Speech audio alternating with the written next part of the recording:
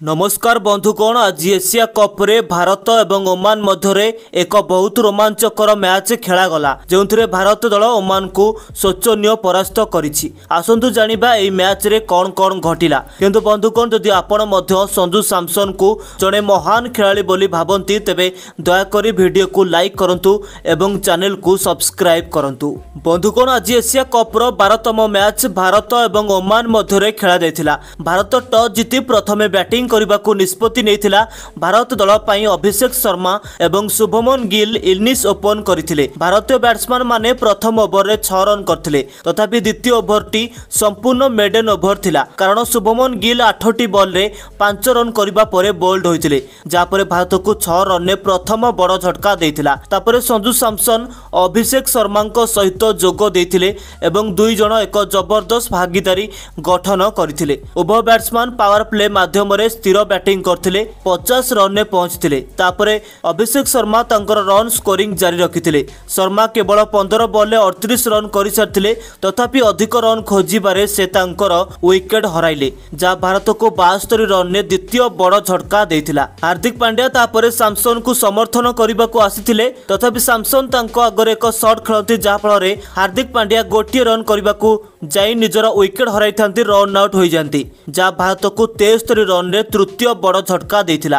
तापरे अक्षर पटेल संजू सैमसन को समर्थन करबाको आसीथिले, दुहे एक चमत्कार भागीदारी गठन करथिले। अक्षर पटेल 3टी चमत्कार चौका एवं गोटिए छक्का मध्य मारथिले, तथापि से मध्य 13टी बॉल रे 26 रन करी आउट होइथिले, जा भारत को 118 रन रे चतुर्थ बड़ झटका देइथिला। तापरे शिवम दुबे सैमसन को समर्थन करबाको आसीथिले, तथापि एक बड़ शॉट चेष्टा करथिबा समय से 8 बॉल रे 5 रन करी आउट होइथिले, जा भारत को 130 रन ने पंचम बड़ झटका देइथिला। तापरे तिलक वर्मा सैमसन को समर्थन करबाको आस्थिले एवं दुहे एक चमत्कार भागीदारी गठन करथिले। से आसीबा मात्रे एक चमत्कार चौका मारिथांती, अन्य पार्श्व सैमसन तांकर 50तम पाखापाखि पहुंचथिले एवं तिलक वर्मा द्रुत गति रे स्कोर करबा आरंभ करथिले। सैमसन मध्य 41 बॉल रे एक चौका सहित तांकर अर्धशतक पूर्ण करथिले, किंतु परे से मध्य 45 बॉल रु 56 रन करिबा परे आउट होइथिले, जा फल भारत 6टी विकेट हराई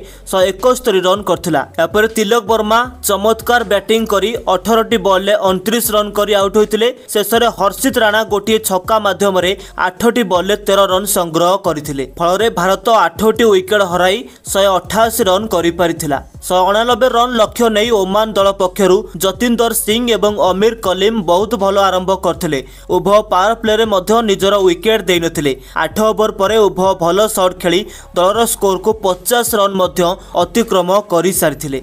यापर जतिंद्र सिंह को कुलदीप यादव क्लीन बोल्ड करथिले एवं से 32 रन करिबा परे पाविलियन को फेरिथिले। किंतु दर्शक बंधु यह परे जहा होइथिला आपण सुनिबा उचित। ओमान रो हमाद मिराज एवं अमीर कलीम उभय चमत्कार बैटिंग रो प्रदर्शन करथिले। उभय प्रत्येक भारतीय बोलर मानकु चमत्कार अंगरे बाउंड्री आड़कू चौका छक्का वर्षा करुथिले। टीम इंडिया रो बोलर माने विकेट पाई तरसुथिले, किंतु कौनसी भी विकेट तांको मिलु नथिला। गोटे पटे कलीम चमत्कार बाउंड्री मारुथिले एवं अन्य पटे हमाद मिराज मध्य चमत्कार बैटिंग करुथिले। उभय चौका छक्कार वर्षा करुथिले। यापर अमीर कलीम निजर अर्धशतक मध्य पूर्ण करथिले।